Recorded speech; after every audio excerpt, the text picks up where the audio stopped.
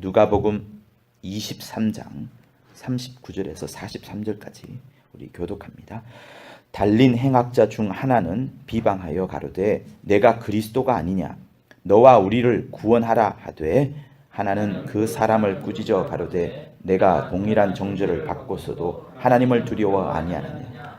우리는 우리의 행한 일에 상당한 보응을 받는 것이니 이에 당연하거니와 이 사람의 행한 것은 옳지 않은 것이 없느니라 하고 가로되 예수여 당신의 나라에 임하실 때에 나를 생각하소서 하니 예수께서 이르시되 내가 진실로 내게 이르노니 오늘 내가 나와 함께 낙원에 있으리라 하시니라. 사람들은 십자가상에 달린 세 사람을 모두가 다 죄인으로 본다라고 생각합니다. 셋 다 죄인이라 라는 것이 세상 사람들의 판단이죠. 로마법이 허술하지 않으니까 그 완벽한 로마법에 따라서 분명히 셋 다 죄인일 거라고 생각을 합니다. 그런데 이 중에서 좌편에 있던 행악자는 주님을 이제 비방을 하지요. 너가 평소에 그리스도라고 하지 않았느냐? 그러면 우리를 구원해봐라 라고 말하면서 비방을 합니다. 그러나 다른 사람은 우편에 있는 강도는 그러지 않습니다. 오히려 우리가 행한 것은 당연한 보응을 받는 것이지만 이 사람이 행한 것은 다 선한 일이다 라고 말을 합니다. 그리고 나서 당신의 나라에 들어갈 때에 나를 기억하소서 라고 말을 합니다. 우리는 이 우편 강도가 이제 곧 죽게 되었으니까, 그리고 자기보다는 아무래도 이 중앙에 있는 예수가 더 착하고 깨끗하니까 죽기 직전에 한 가지의 어떤 단발마처럼 비명을 지르는 것처럼 예수께 자기의 목숨을 부탁하는 것처럼 아니면 기억해달라는 이런 쉬운 말을 한 것처럼 이제 우리는 생각을 합니다. 근데 정말 영감 있게 성경을 읽어보면 그렇지가 않습니다.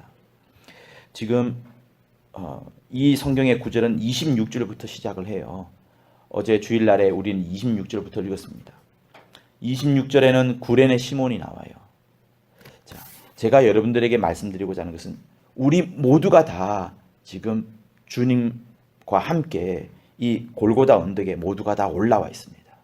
이 세상에 있는 모든 인간의 군상들, 인간의 모습들이 다 골고다 언덕에 올라와 있어요. 어느 누구 하나 피해갈 수 없습니다. 지금 있는 우리도 마찬가지고 믿지 않는 사람들도 모두가 다 지금 골고다 언덕에 올라와 있어요. 그런데 어떤 사람은 이유 없이 십자가를 지고 올라갑니다.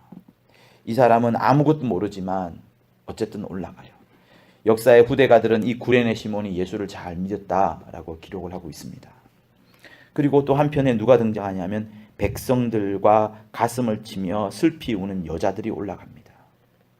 이들이 할 수 있는 것은 우는 것 외에 없어요. 불쌍하신 예수님, 죽어가는 예수님. 그렇지만 이들도 역시 믿음을 있는지 없는지 확인이 되지 않고 있습니다. 그리고 나머지 따라가는 수많은 군병들과 로마 군사들, 그들은 희롱하면서 비웃으면서 또 백성들도 예수를 향하여서 춤뱉기도 하고 막 손가락질을 하지요.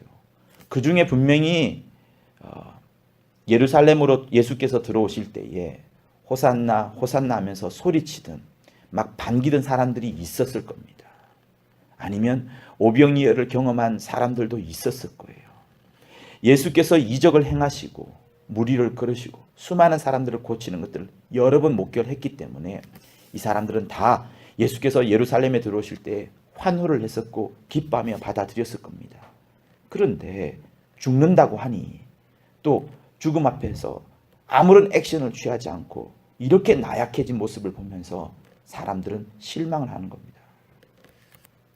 그리고 나서 마침내 예수께서 십자가에 달려 돌아가셨어요. 여러분, 누가복음 23장의 이 구절은 어느 누구도 예수를 구세주로 믿을 수 있는 환경이 아닙니다. 제자들은 다 도망을 갔습니다. 그저 여자 몇 명만 지금 나와 있어요. 그 여자들이 혹시 믿음 있는지 아는지 모릅니다. 불쌍하기 때문에 따라왔을 수도 있습니다. 그들이 할 수 있는 것은 하나도 없습니다. 아무도 믿음을 발휘하지 않는 이때에, 모두가 다 믿음을 다 포기해버린 이때에, 부활을 상상도 못하는 이때에 아무도 주님이 살아날 것이라 생각하지 않는 이때 유독 한 사람, 딱 한 사람만이 믿음을 고백하고 있어요. 우편 강도만이 당신의 나라에 임하실 때에 나를 생각하소서. 우편 강도만이 어깨너머로 들었던 주의 복음을 고백하고 있는 겁니다. 제자도 아니에요. 어깨너머로 저 감옥 창살에 갇혀 있으니 어디서 복음을 듣겠습니까? 그러나 이 우편 강도는 그 어깨너머로 들었던 말을 듣고서 하나님의 나라, 눈에 보이지 않는 영적인 나라, 하나님의 나라에 대해서 생각을 하고 그것에 권위를 뒀고요. 그 나라에 들어갈 때 예수가 주인 될 것이니 당신이여 나를 기억하소서라는 예수에게도 권위를 줍니다.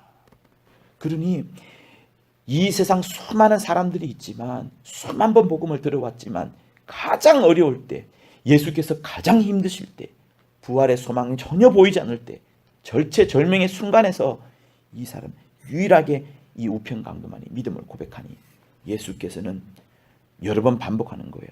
너가 낙원에 있을 것이다 라고 말하지 않고 내가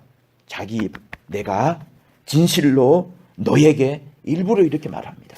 내가 너에게 진실로 말한다. 굉장한 강조를 하는 거예요. 너가 나와 함께 낙원에 있으리라. 이런 말씀을 하시는 겁니다. 사랑하는 여러분, 이 우편 강도는 놀라운 믿음을 발휘해 주었습니다. 그렇다면 우리는 어떻게 해야 될까요? 가장 힘들 때, 교회가 가장 어려울 때, 정말 믿음을 도무지 쓰기 힘들 만큼 가장 어려울 때 나는 어떤 믿음을 쓸 수 있어야 되냐는 겁니다.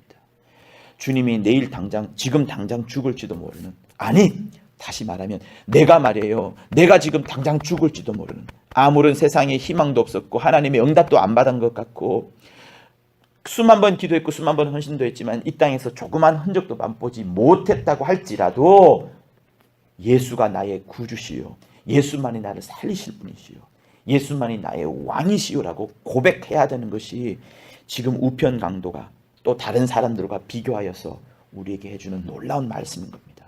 그래서 어제의 주제가 뭐였어요? 예수를 믿어라, 예수를 믿어라, 예수를 믿으면 체험까지 하는 그 놀라운 역사가 있다라고 어제 우리가 말씀을 듣지 않았습니까?